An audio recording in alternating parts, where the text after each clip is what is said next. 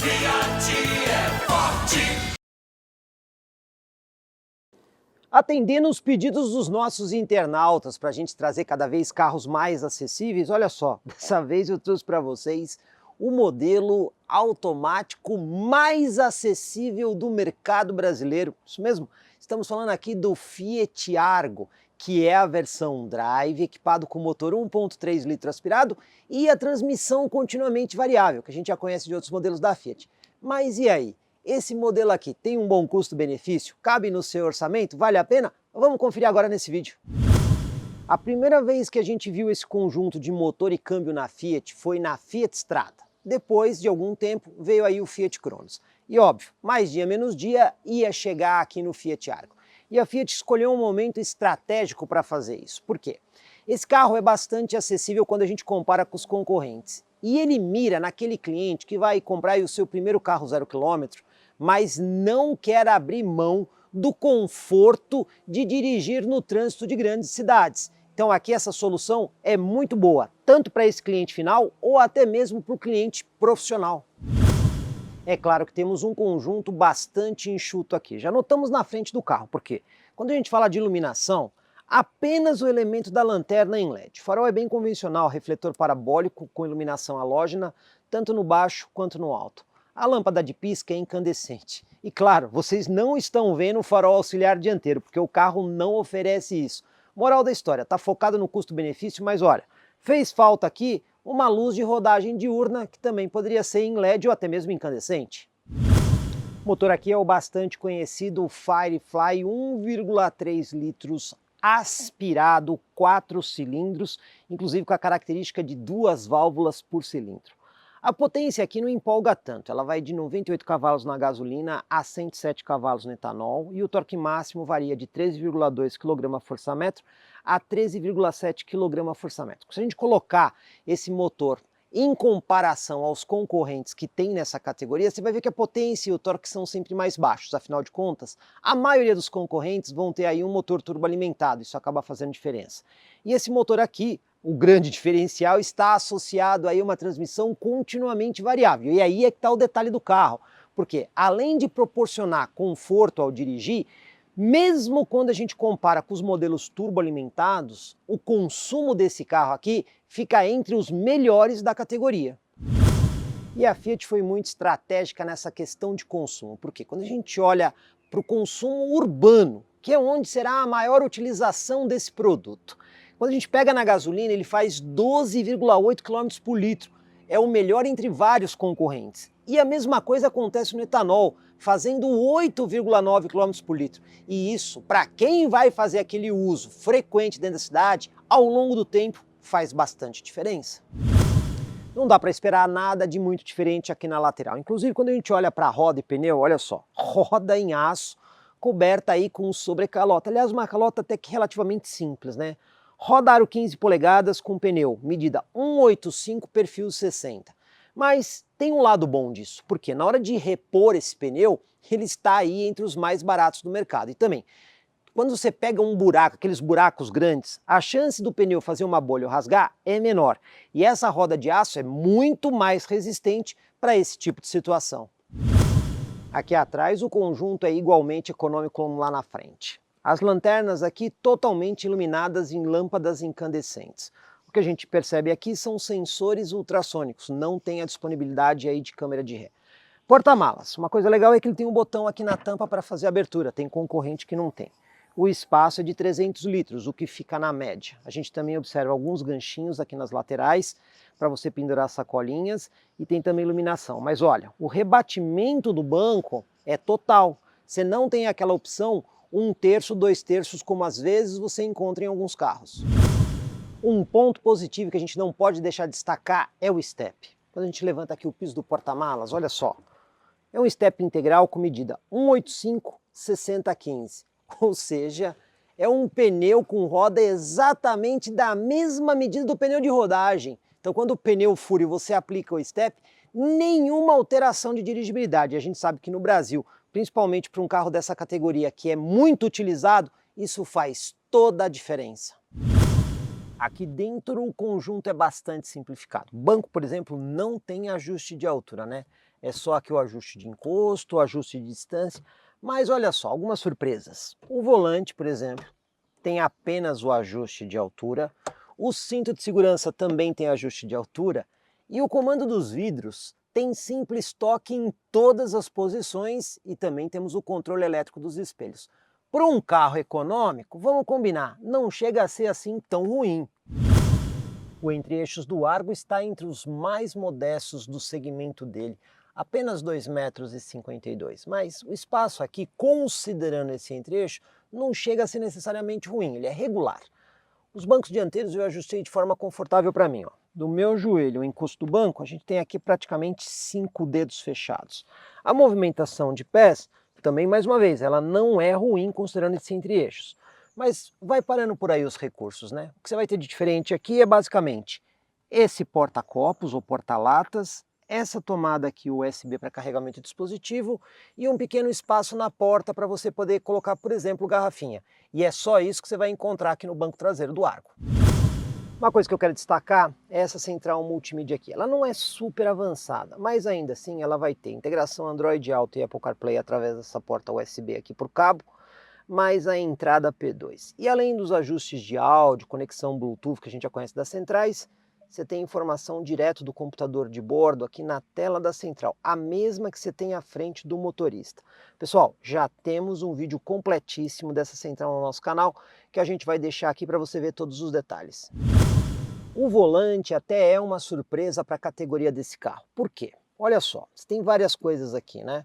Desse lado, você tem aqui o controle de cruzeiro convencional, você tem aqui o botãozinho do modo esporte do câmbio CVT, você também tem aqui os botões para atender e encerrar a chamada do celular e esses daqui para você utilizar o computador de bordo, que nesse carro é bastante completo. E tem mais, atrás do volante aqui, você também tem alguns outros botões justamente para usar funções de áudio da central multimídia. Considerando a categoria do carro, o volante é muito completo. Hora da gente dirigir aqui o Argo, ó. Chave do tipo canivete, para a gente poder fazer aqui a partida do veículo. Uma coisa legal desse carro é o computador de bordo dele, que para o carro é bastante completo, né? Então a gente tem os botõezinhos aqui no volante, você tem ali o velocímetro digital, aí você tem aqui o computador de bordo, olha só que legal, A e B. Tem muito carro que não tem o A e B, né? Aqui tem o A e B, o indicador de consumo instantâneo, indicador de perda de pressão dos pneus, horas de funcionamento do motor, isso que é raro de encontrar nos veículos, né? Temperatura do óleo da transmissão CVT, tempo para revisão, quilometragem para revisão aqui, tensão da bateria, isso é muito legal, a gente consegue ver quando a bateria está ruim, fonte de áudio, alguma mensagem de anomalia e até mesmo configurações dessa tela. Para um carro de entrada, um computador de bordo assim, é bastante completo. Vamos lá para a nossa manobra, engatando o ré, volante. É bastante leve, isso é uma coisa que a gente tem que dar um mérito para a Fiat. Só que aqui, ó, só sensor de estacionamento lá atrás, né? Então tem que prestar atenção aí nos espelhos, porque não tem câmera de ré. Vamos ver se a gente consegue pegar um obstáculo aqui só para mostrar a precisão do sensor de estacionamento. Ó, fiquei um pouquinho fora da árvore, mas vamos mirar lá na árvore e vamos de novo. Vamos ver o sensor de estacionamento funcionando aí, ó. Vamos lá. Se aproximando aí, ó. Tá vendo? Ajuda nas manobras, né? Não resolve tudo, mas é uma pequena ajuda. Tachão e lombada. Vamos ver como é que a suspensão se comporta? A gente sabe que a medida de pneu é boa para aguentar esse tipo de obstáculo. Mas e aí? Suspensão também é? Isolamento acústico? Vamos ver.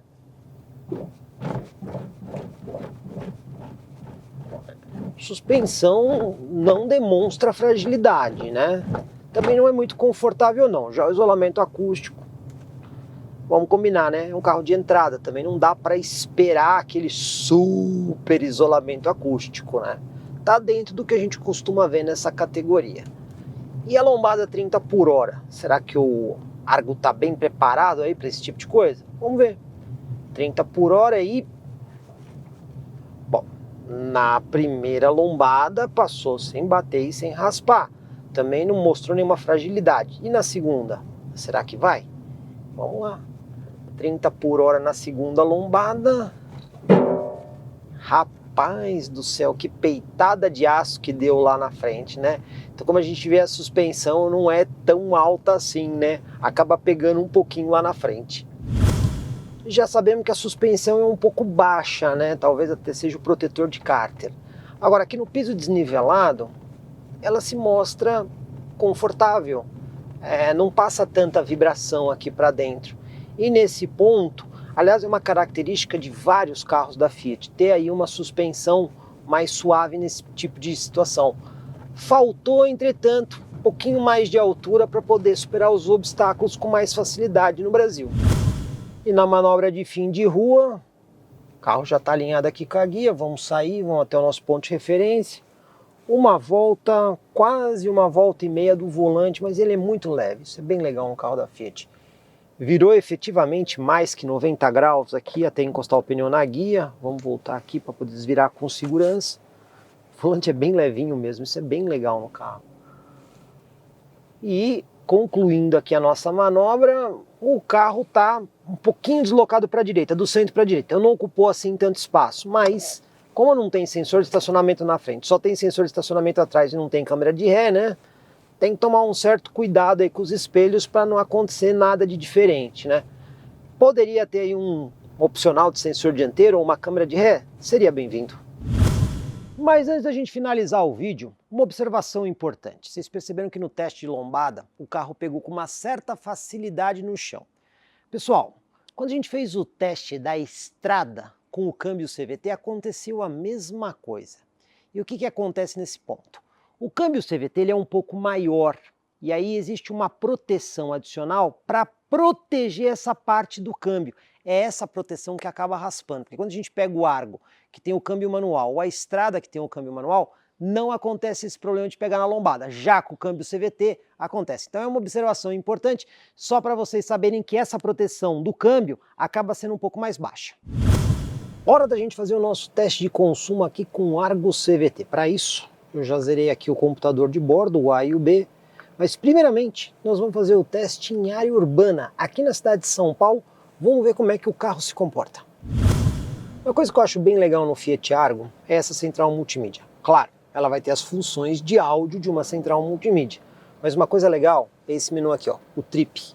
Por quê? As mesmas informações do computador de bordo que você tem à frente do motorista, você também tem aí na tela da central. Então a gente consegue ver a autonomia, o consumo instantâneo, o Trip A e o Trip B. É uma facilidade a mais para quem está dirigindo consultar as informações. Vamos ver aqui a nossa primeira parcial de consumo, pessoal. Rodamos aqui durante quase meia hora em São Paulo, trânsito pesado, dia de chuva. Rodamos 7,5 km, velocidade média 17 km por hora. Estamos com uma média de 6,4 km por litro. Foi um pouco de trânsito pesado. Estamos com etanol, mas vamos fazer depois uma outra parcial para ver como é que fica. Por enquanto, consumo relativamente alto. Vou aproveitar aqui mais uma parcial, que daqui a pouco eu vou pegar ali o começo da Castelo Branco, mas ainda estou na Marginal em São Paulo. E olha só, trânsito bem pesado. 1h17 para rodar apenas 24 km, média horária de 17 km por hora, e a média do carro está em 7,1 km por litro. Mais uma vez, um trânsito bastante pesado, mas quando eu pegar a estrada que não tiver trânsito, aí sim, eu vou zerar um computador de bordo A para a gente poder fazer uma média só de estrada e manter uma acumulada. Vamos ver como é que fica nos próximos momentos.